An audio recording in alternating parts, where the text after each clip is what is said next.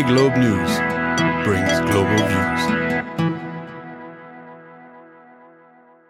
I would like to welcome our listeners to another edition of iGlobenews Pods.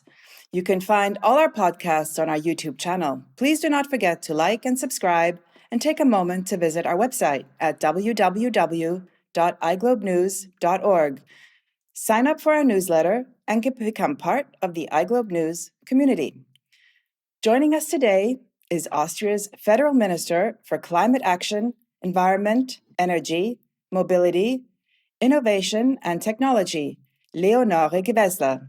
Thank you, Minister Gewessler, for coming on our show. It's a pleasure. Let me start by briefly introducing you, especially to our international audience. You were born in Graz, which is the capital of the Austrian state of Styria. You studied political science at the University of Vienna. Your political career has not been long, but very steep. Before being appointed a federal minister by the junior coalition partner, the Green Party, which has been governing Austria since January 2020, together with the Austrian People's Party, you were deputy head of the Green Party in the Austrian Parliament. You were a member of Parliament for the Austrian Green Party since 2019. Before entering politics, you were a successful green activist. You headed Lubao 2000 and were a co-founder of the Green European Foundation located in Brussels. Your decision to reevaluate all the road building projects of the ASFINAG, which is the corporation responsible for planning, building, and maintaining the Austrian autobahns, has been making headlines in Austria for the past week. ASFINAG is owned by the Republic of Austria, and your announcement to stop a number of high-profile projects has been opposed not only by experts, but also by Vienna's Mayor Ludwig, the governor of Lower Austria, Mikkel Leitner, and your coalition partner, the Austrian People's Party. On December 1st, you announced a stop to building the Autobahn tunnel underneath the Lubao National Park and the northern bypass or gap closure of the Highway S1. You stated, "More roads mean more cars. More roads lead to more traffic." This decision of yours has been heavily debated and highly controversial. What would you say to those who claim that you are acting as a green lobbyist instead of a federal minister? You mentioned a decision I took last week, and indeed, it's a decision that means we're doing things differently now. With the climate crisis, we have the major challenge of our times. It's the political task of everybody who's in a leadership position at the moment to give an answer to runaway climate change. And traffic, the emissions that are caused in traffic is a third of the emissions in Austria. So traffic is really at the currently the trouble child in our climate balance sheet. Among that, Austria is also one of only 6 countries in the European Union who hasn't managed to lower emissions in the last 30 years. And emissions need to come down decisively. And so that's why now is the time to do things differently, not for party political reasons or activist reasons, but to make sure we have a good and sound future in this country, full of chances, full of quality of life for our children and grandchildren. And that was the reason why we evaluated the ASFINAG Bauprogramm, so the construction program of what is actually planned and built in Austria, because the infrastructure that we build today, that's here to last, not just for months or weeks, but for decades. And it determines the way we are mobile in the future. And we need to build a mobility system that serves both the people in our country who want and need to be mobile and climate action and climate protection. And this is what we did. This is how we evaluated what is actually in the planning for the next years. And this is how we came to decisions on what projects we will pursue and what projects we will no longer pursue. And yes, this decision was met with criticism. I'm aware, and I was aware, but I'm deeply convinced that facing this challenge of climate change, we need to be bold now, and we need to move away from old-style thinking of solving traffic problems with yet another road, because we've done that for decades and we've seen it doesn't work. We built yet another road. We are in a traffic jam, not just in one road, but in two roads. And that's why we really need to think differently in infrastructure planning, and that's why we need to do things differently in infrastructure planning now. Thank you for this candid answer. I have a follow-up question regarding the evaluation of the Lubao Tunnel project. The Green Vice Mayor of Vienna in 2017 also made an evaluation and actually came to the conclusion that she was going to support this project. Also, several environmental impact studies have already assessed the project, which would run 60 meters below the national park, and these studies have agreed to give their go-ahead on the basis of their evaluation. Maybe you could explain to our listeners on what basis you disagree with these previous evaluations, and are you not afraid that your successor will just reverse your decision? What's the role of an environmental impact assessment? Its task is to see if a project can be built on legal grounds, if it's possible at all to build it. But it doesn't judge whether it still makes sense to build it. Projects that are in the Aspinac Bau program have been there sometimes for 20, 30, 40 years in planning and thinking about them. And it's on us now to reevaluate, do these decisions that we took so long ago still make sense in the circumstances that we have now, in a new environment of stringent climate laws and legal responsibilities we have, not just from the Paris Climate Accord, but also from the European climate law. And does it make sense still with a view to the future? Because that's what we need to have in mind.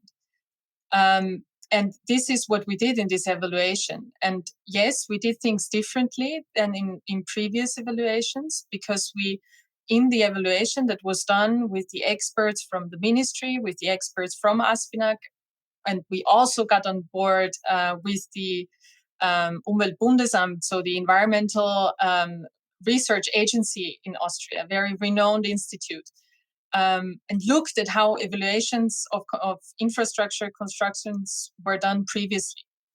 And so we took up the indicators that have been there for a long time. So connectivity, what kind of development do we expect, safety, road safety, all these indicators were there, but we also included indicators of land use, of climate change, of biodiversity loss. And so these were new. And I always said I'm Austria's first minister for climate action. So these things are at the table with me, and I take this seriously. And this is what the evaluation then did. It evaluated the projects among.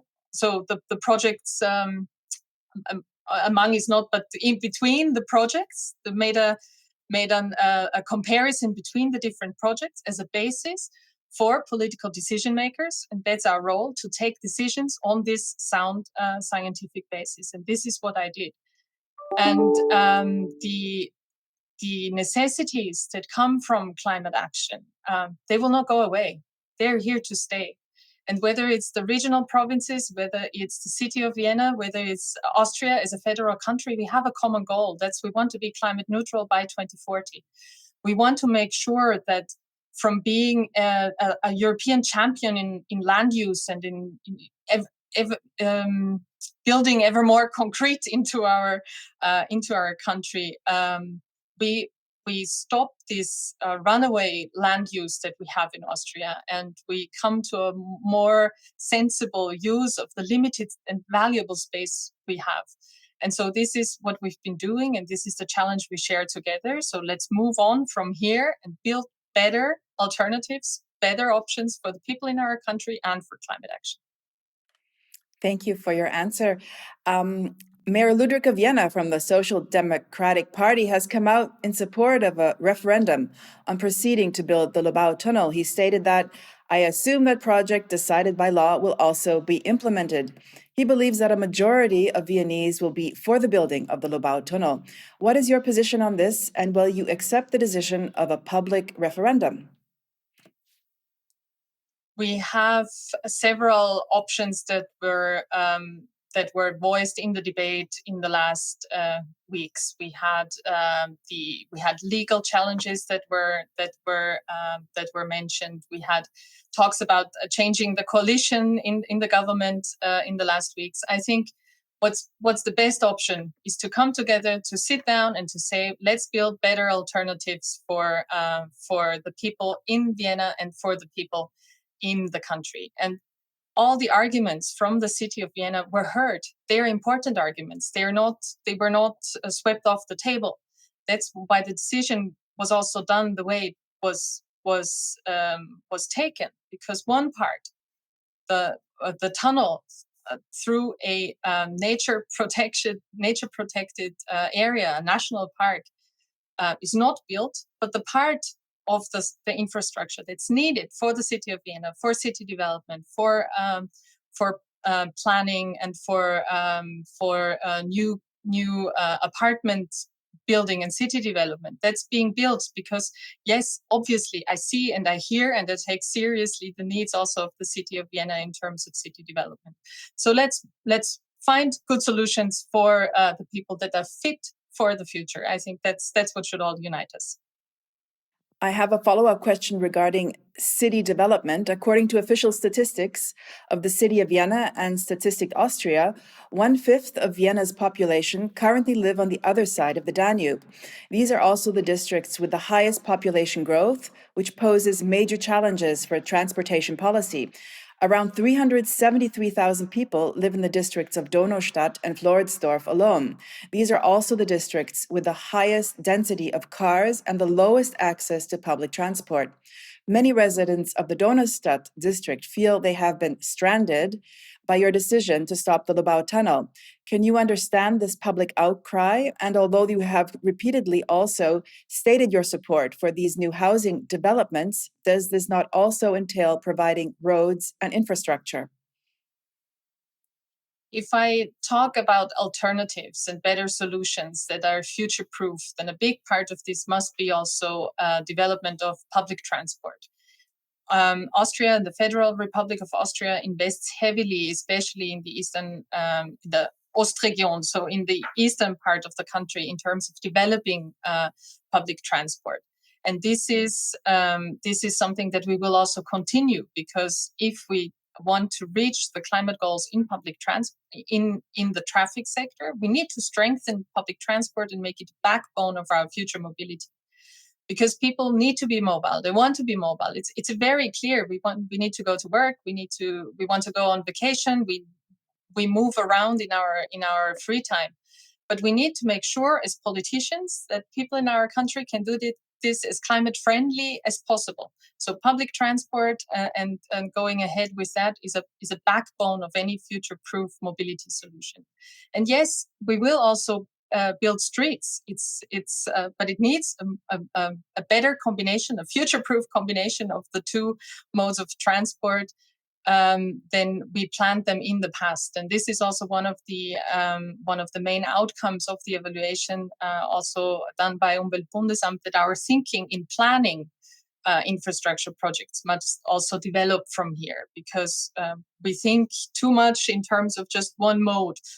The road planners think road, the public transport planners think public transport. So we need to make this interconnection already in planning. What kind of capacity do we need in where, and how do we manage this shift from road to public transport? Also, that's a common goal between the city of Vienna and the Republic of Austria. So that's the mindset we need for future-proof solutions. Vienna is currently spending 3 times the amount on expanding its public transport system than on road building. Moreover, experts have said that expanding public transport cannot fill the gap in the foreseeable future that your decision has created. One could argue that not proceeding with this project may lead to significant traffic congestion and therefore contribute to the city's pollution. What would your response be to that argument in light of the fact that no immediate solution would mitigate this problem? We're talking about a project that was not there immediately, a project that was built for the 2030s. So the question is, let's use the years now to build better solutions for the city and for the country. And this is what we need to do now. And this is what I will put my energy in, because that's my task, to find future-proof traffic solutions. And yes, also Austria is already comparing to other countries, investing much more into public transport than into road. Also, the equation that you made is true for the federal level as well. We invest 18.2 billion euro in public transport in the next 6 years, just in the rail system. So we're investing heavily, but we just need to look at the numbers. And the numbers are very clear. We have a task in our traffic system to put it from I usually say in German, I don't know if the saying is in English, it's good in English as well. We put it from head to the feet, because head to toe. Yeah. If we want to reach the climate goals in our traffic system, then we need to make a switch from currently 60% of the trips we make by car to 60% of the trips we make in public transport. And this is the switch we need to make. And that's why for the federal level, we came up with our mobility master plan.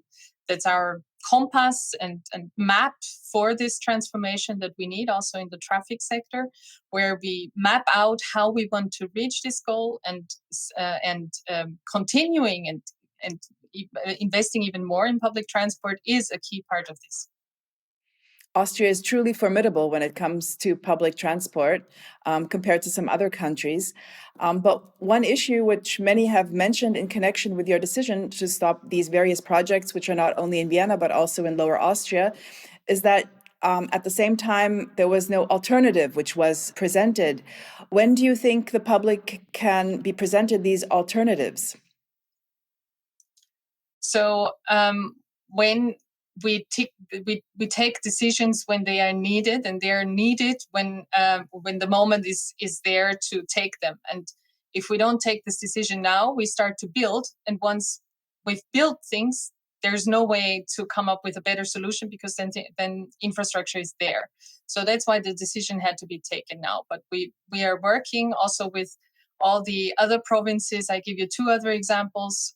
With Lower Austria, we already decided last year that we will not build a highway through the Waldviertel Autobahn. We canceled this project, and we came up with a combination of heavy investment in public transport and improvement in existing roads. The same exercise we do now with Burgenland, the second region in the east of the country, where we also decided not to pursue one highway project, the A3, because it would just be another transit route through Austria, but come up with better solutions. And it will be a combination of public transport and road. We will still be using cars in 2030, just to avoid the misunderstanding. Yeah, but we need to see how we can make the switch in our mobility system, and this is what I work for. So moving now to a somewhat different topic, we always hear about e-cars, bikes, and trains for private transportation, and how each individual should reduce their ecological footprint by moving to these climate-friendly modes of transportation. But in fact, one of the main culprits for emissions are the trucks, which are constantly traveling on our autobahns. Lorries, buses, and coaches are responsible for about a quarter of CO2 emissions from road transport in the EU, and for some 6% of total EU emissions. Despite these improvements in fuel consumption efficiency in recent years, these emissions are still rising, mainly due to increasing road freight traffic. Truck traffic, especially through Austria, is huge. Austria sits in the middle of Europe, between Germany and Italy, and between the eastern and western parts. How do you plan to reduce the CO2 emissions from trucks, which use diesel fuel? How can we reduce truck traffic? Or is the trucking lobby so powerful that any plan to move freight traffic onto rails is not realizable? Moving freight travel to rail is one of the key pillars of a future-proof mobility system.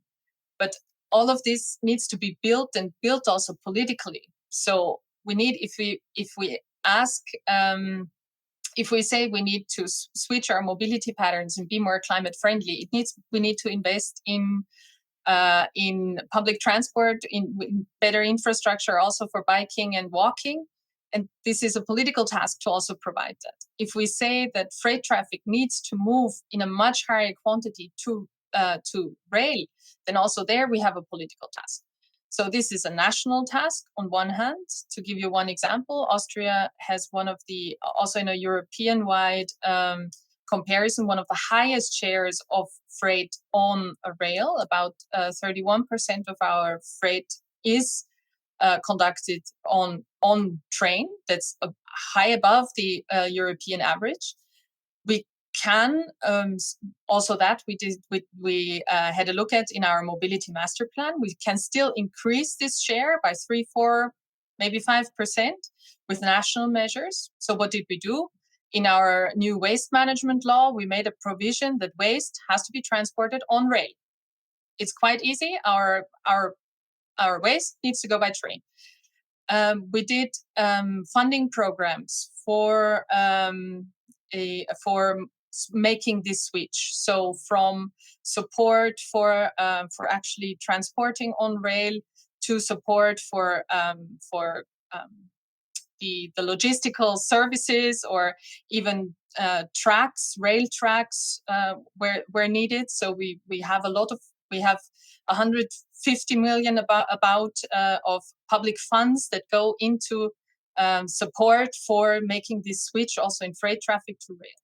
But we need also European framework to do so. In the mobility master plan, we said we need to, in order to make sure that we reach climate goals in transport, we need to look at how we can have only a very moderate increase in traffic overall. So what does this mean? More regional economic circles, buying regional, et cetera, et cetera. But we also need Europe to make sure that transit moves to rail. We need a common European way forward. For example, on the Brenner corridor. This is one of Europe's biggest construction projects between Italy and Austria, but we also need Germany along the way, because if we don't make sure that in Germany and in Italy goods are actually brought to the trains that then go to the Brenner Days tunnel, we will not use the full potential that we have. And this is why the European framework is so important in freight traffic. This is why we are very outspoken and clear in what we need from European mobility policy as well. This is, for example, why I voted against the new Eurovignette directive at the European level, because the way we do charging on our streets for trucks and for good transport on the streets, that determines how attractive it is to move to rail, and we have not used this instrument to its potential, and that's why we need to keep pushing also for a strong European framework in this. There is a strategy that the European Commission published last year. That's the Sustainable and Smart Mobility Strategy. I'm not sure if the name was totally correct in English now, but that's the framework, that's the thinking, and there it's very clear we need to shift goods transport to rail. And now we need to follow up on this and actually give us the tools to achieve this. So often to achieve a very formidable goal like that, the way to that is, of course, through the purse. So making things very expensive, increasing taxes, or as you have mentioned, maybe increasing prices for vignetten would be one way to achieve such a goal. Is that some possibility that will happen for trucks in the near future? What's the problem at the moment? At the moment, charging on the road, the way the system is set up, it's at one point it becomes cheaper and cheaper to bring additional volume on the road, because that's how the charging model is set up.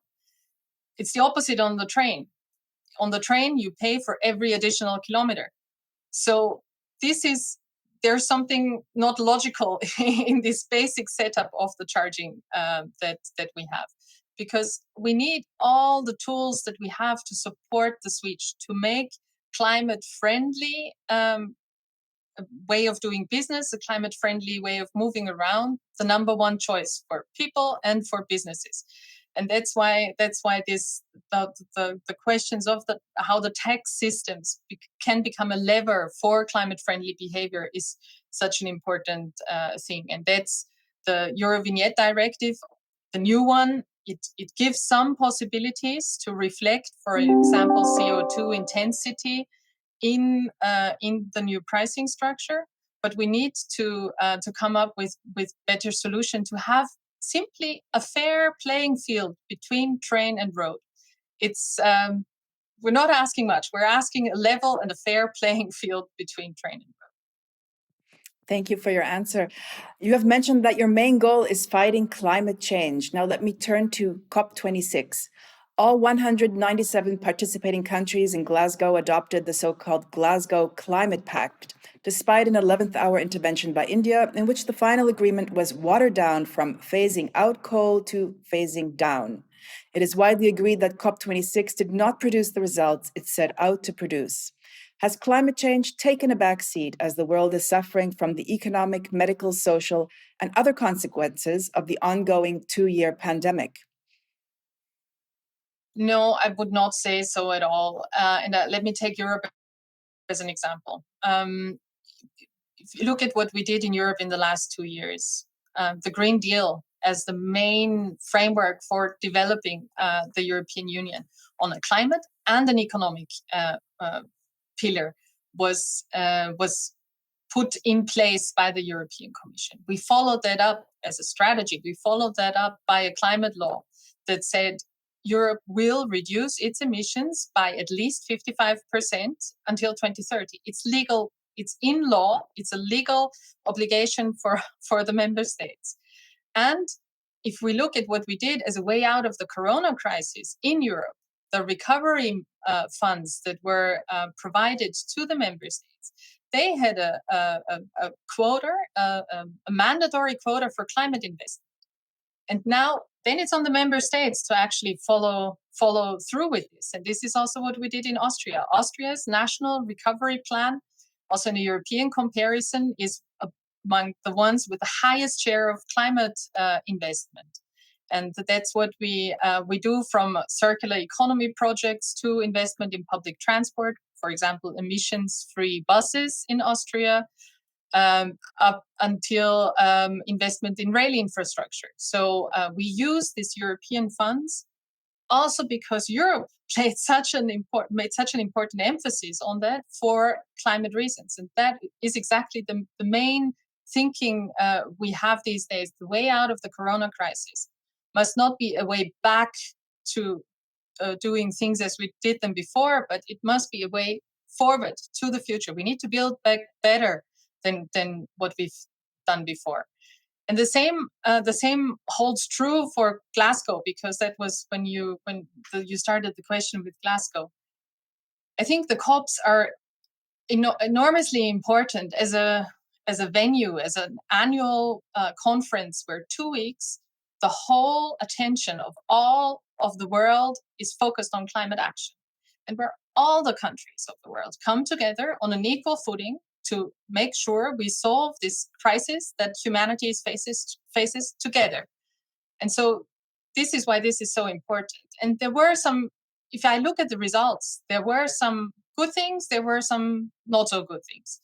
On the good side, the 1.5 degrees as a limit to global warming that we want to achieve is firmly anchored in the text. We, for the first time, I know it's incredible that it's for the first time, but for the first time, coal and the phasing be down or out, it's clear, it's on its way out of coal, is in the text.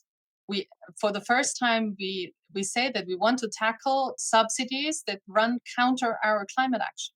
But it's clear we need more ambition. And you mentioned the role that China and India played in the end. It was indeed a pity, and it was not in the end the result that we fought for very hard also, and that we negotiated for very hard also as a European Union. But this is the new standard. This is the new baseline from which we will continue to work from the day COP in Glasgow ended to the next COP for the next step in this agreement. And for this, it proved a good basis to continue the work. But also here, let's be clear. What the COP can do is to say this is our common ambition. We need to implement this ambition nationally. It's our task back home to actually deliver on these promises. The Director General of the Food and Agriculture Organization stated at COP26 that agri-food systems, those are the systems by which food, feed, and fiber are grown, produced, and distributed, are responsible for about a third of all greenhouse gas emissions. He said urgent action is needed to make agriculture greener and more resilient. Yet COP26 was conspicuously silent on discussing and dealing with this issue. What is your position on regulating big agribusiness? I think if we look at climate action and what we need, we need action in all fields. We need action in industry, big challenge because for some of the energy-intensive industry, we need to rethink production models. We need action in traffic. We talked about that a lot. We need action in waste management. We need action in our building stock. And yes, we also need action in agriculture. So it's not any longer either or. We do this first and then that. We need to make sure that all sectors contribute to this really big task. No misunderstanding. This is a challenging task. Net zero by 2040 in Austria, 2050 in the European Union. This is something that involves work from all the sectors, but and so it's not an either or, it's an and in climate action. We need action in all the places, and we need it now. So that's also postponing is not an option any longer because we've done that too long in the past. But the reason that it was not officially discussed at the COP26, was there a reason for that? There were at the COP, there's two levels. There is the one level is what's in the final text. And there we talk about how do we support each other on the between developed, if you want to call it like this, the developed countries in the north and the global south. How can we better support? How can we handle with the damages and the actual impacts that climate change already has in all of the world, and especially in the most vulnerable societies? How do we make sure that we keep the 1.5 degrees goal alive in terms of how do we improve our processes to raise ambition, to come to more action nationally? That was in the final text, the cover decision of the Glasgow summit. But then the summit, the COP as such, is so much more than that. There's a lot of side events, discussion, debate, initiatives that were launched. And there's a lot of initiatives that were launched in all kinds of sectors, on be it our way to zero emission mobility, be it a methane strategy that also has an impact on agriculture that we will also look at in the European Union. So there were a lot of questions tackled in other initiatives, also in Glasgow. Thank you for your answer. I would like to move to a different topic now. Austria passed a law banning the import of nuclear electricity in 2015.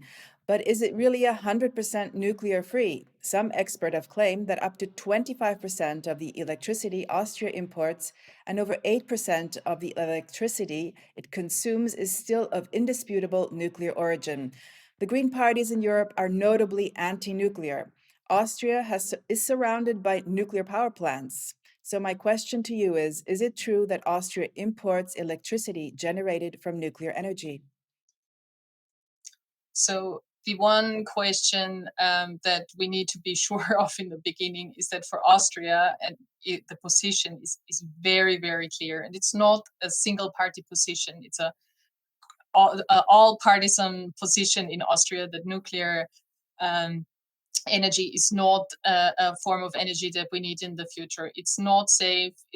And all of the risks and problems that we've seen from the 80s onwards are still there. They're not solved. think about nuclear waste. We still don't have an answer how we deal with that. And it's compared to renewables, it's too slow to give a contribution to climate action now. If you look at what's being built in Europe, everything takes 3 times as long as originally planned, and is 3 times as expensive as originally planned. So if you look at the few projects that are still built in Europe, then you see immense overstepping of original budgets. Renewables are just the faster, the cheaper, the risk-free, the no regrets option for our way forward to an energy system that's climate neutral. And that's the way we work for both nationally. That's why we said in 2030, we want to have 100% of our renewable 100% of our electricity by renewable sources, so water, wind, biomass, photovoltaics. And we not just talk about it, but we invest €1 billion per year to make this, to reach this goal. And this is not only an investment in the future-proof electricity system, but also in a future-proof economy, because this is local value creation. This is jobs on the ground. It's the electrician from my neighbor who will put the photovoltaics on the roof. So this is the policy we pursue nationally, but this is also the policy we pursue internationally. So in terms of European policy, I'm convinced, and we are in a strong coalition of countries from Germany to Luxembourg to Spain, that nuclear energy doesn't have a role, for example, in the current negotiations on the taxonomy, our labeling system, so to speak, for financial products. If there's a label that's green and future-proof on a product for the financial market, nuclear has no role and no place in there, because it doesn't. One criterion is do no significant harm. The harm that nuclear has done in the past is really widely documented. So that's a strong coalition also Europe-wide. And we need to move from the current dirty energy mix that's based on fossils, that's based on nuclear, to a future-proof energy mix, and that's based on renewables. So I have a follow-up question to that, but let me just summarize what you just said. So did I understand you correctly that we will be nuclear-free in imports by 2030? Is that what you were saying?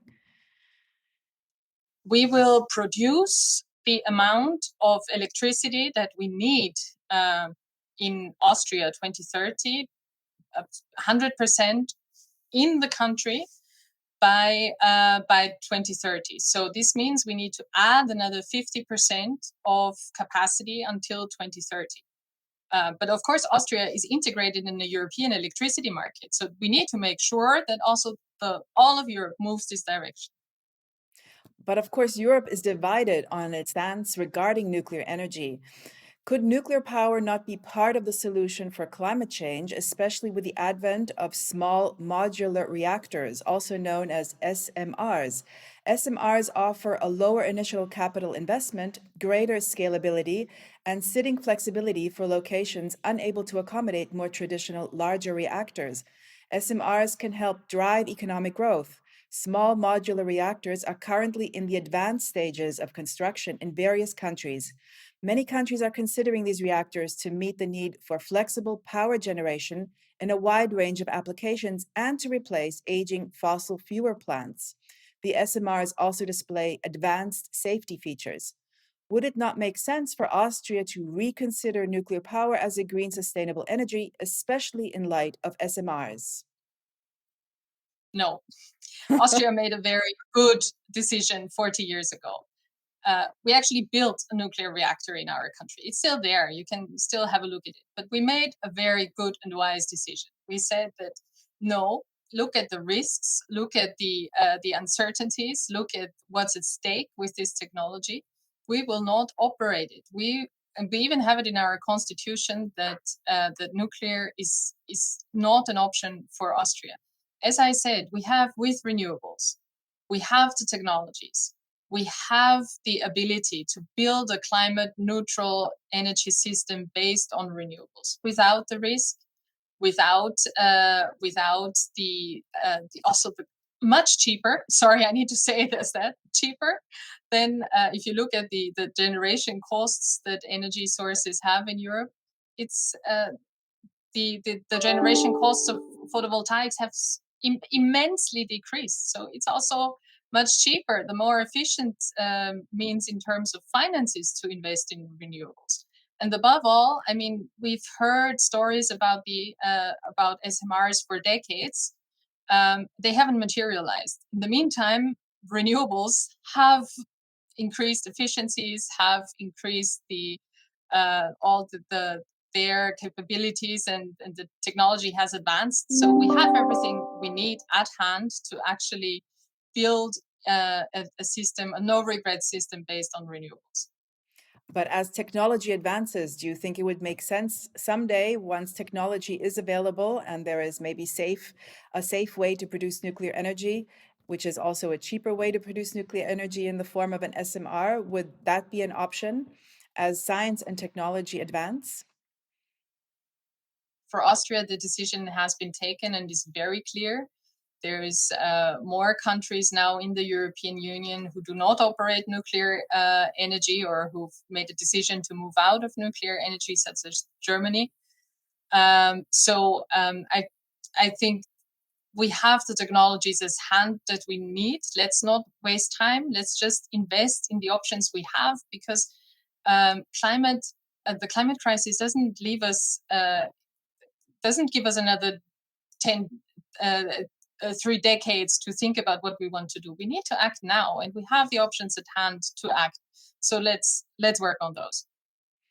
Thank you. That's a clear answer. My final question to you is, since the beginning of this year, Austria has lacked a legal basis for its climate policy goals. The official government goal is climate neutrality by 2040. My question to you is, when is the new climate protection law coming, and what will it contain? We're working at the moment at the recast of our climate action law that needs to do several things. It will put our 2040 goal into law. What we've been doing for the last 2 years is design policies that work towards this goal, but we want to have the framework also for it in the climate law. We need to give science a clearer voice and room in policymaking on climate. I think we've seen from the corona pandemic that this is a good idea to have a sound scientific basis to decision making. We want to make sure that people's voices are heard in climate policy decision making by working with a climate council of a citizens' climate council, as some other countries in Europe have already done. We want to make sure that cooperation between regions and the federal state in Austria is even moving forward and improving towards our new goals. And we need to make sure we have an idea, what do we do if we don't manage to reach our goals? So what's the result then? Because in the past, we've also sometimes just shrug our shoulders and said, okay, we've missed the goal. Okay, let's move on.